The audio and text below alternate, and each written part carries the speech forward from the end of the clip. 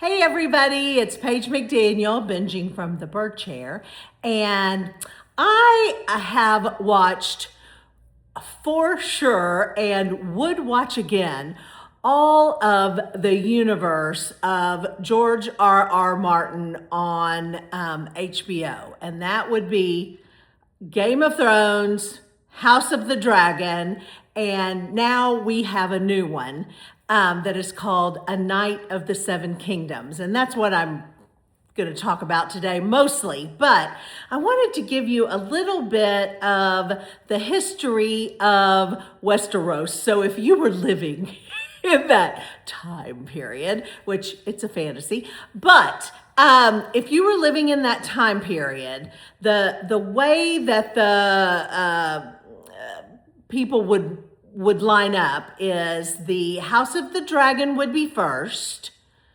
then a Night of the Seven Kingdoms. So House of the Dragon, about 100 years later, Night of the Seven Kingdoms, 100 years after that, Game of Thrones.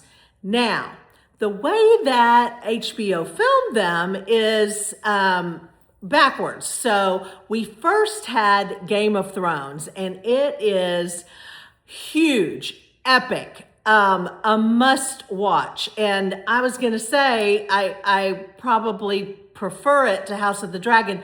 That is not true. They're both fantastic. Now, you have to be ready.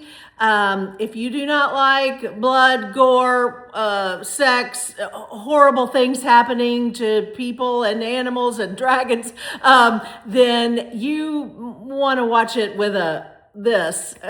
When my mom and I used to take when my niece was little tiny Katie to the theater, whenever something bad would come on, my mom would just lean over, put her hand in front of her face, and she wouldn't care. She'd just sit there until mom took her hand away. So anyway, if you can do this, you'll be all right. But so when you're thinking about how it's working, really, the House of the Dragon was first. So dragons were part of the world in Westeros.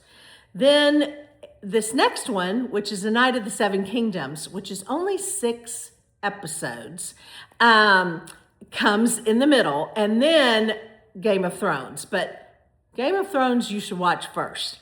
Anyway, the Night of the Seven Kingdoms gives you a little bit of insight into why the families were the way they were. There are no more dragons anymore. Definitely watch it. It's darling. Do it.